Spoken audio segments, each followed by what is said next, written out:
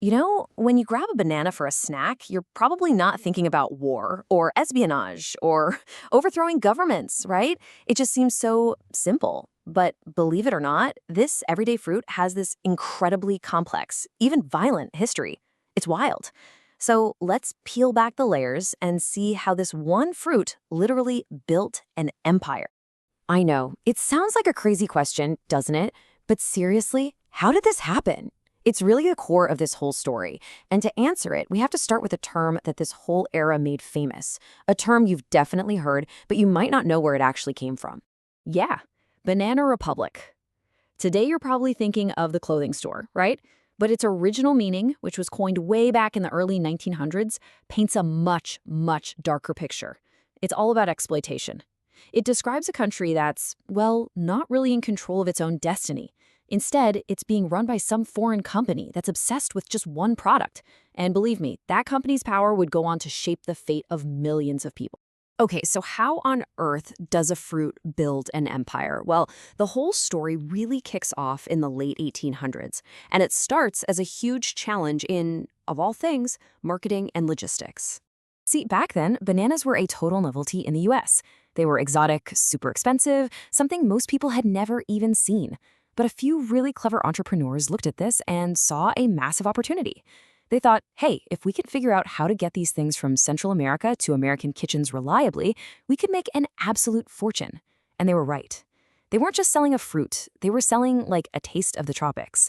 And America absolutely loved it. We developed a completely insatiable appetite. So to feed this massive new demand, a corporate giant was born. A company that got so big, so powerful, and its reach was so far-reaching that it earned this really chilling nickname, the Octopus. And we're talking about the United Fruit Company. And when I say it was big, I mean the scale is just mind-blowing.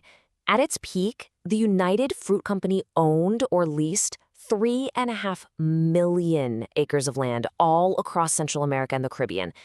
To put that in perspective, that's bigger than the entire state of Connecticut. This wasn't just farming anymore. This was basically building a kingdom. And that nickname, the octopus, it was so perfect because its tentacles were literally in everything. I mean, the UFC didn't just own the banana plantations. No, no. It owned the railroads to get the fruit out. It owned the ports to ship them. It owned the telegraph and telephone lines to communicate. It even had its own massive fleet of ships. They called it the Great White Fleet. And maybe most importantly, it had huge political influence, making sure that the local governments and even the folks in Washington, D.C. were always on its side. But what happens when that kind of influence just isn't enough? Well, that's when things got a lot more forceful. And this is where the term banana wars comes from. It refers to this whole period of U.S. military occupations, police actions, and interventions, all of them almost always tied back to protecting these massive corporate interests. The main tool they used was something called gunboat diplomacy, and the logic behind it was brutally simple. Imagine this. If a country in Central America even thought about passing a new labor law, or maybe raising taxes on the United Fruit Company, or taking back some land, anything that might cut into profits, the U.S. government would just send a warship to sit in their harbor. The message was crystal clear, and yeah, it usually worked. And if you look at this timeline, you just see a pattern emerge, over and over again. You've got Honduras in 1898, where UFC gets its start with U.S. backing. Then Panama in 1903, where the U.S. supports a secession just to build a canal, which, surprise, surprise, helps trade routes. Then you have Marines occupying Nicaragua, an occupation in Haiti, a U.S.-backed coup in Cuba. It's the same story on repeat. The U.S. military steps in to protect American business, and the United Fruit Company was always at the top of that list.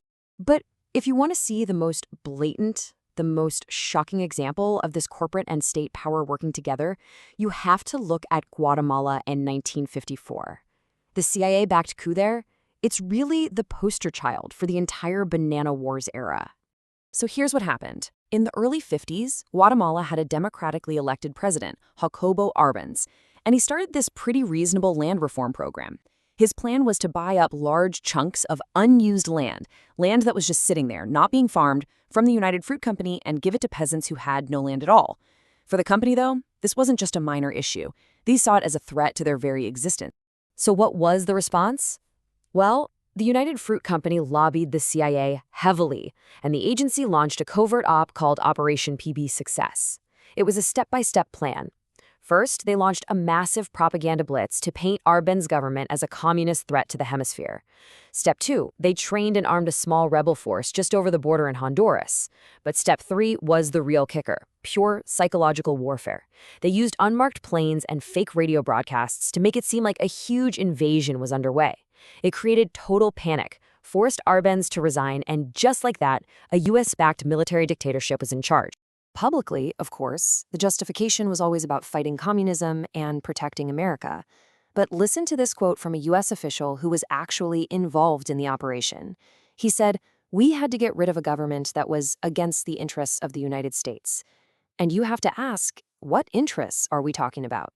By this point, the line between the United Fruit Company's interests and U.S. national interests had basically disappeared. So the banana wars officially ended in the 1930s, but the story doesn't end there. Not even close. The impact of this whole era has echoed down through the decades, and it's left behind this incredibly complicated and, frankly, tragic legacy. Let's just think about this for a second. Back then, the method was pretty simple. Gunboats for bananas.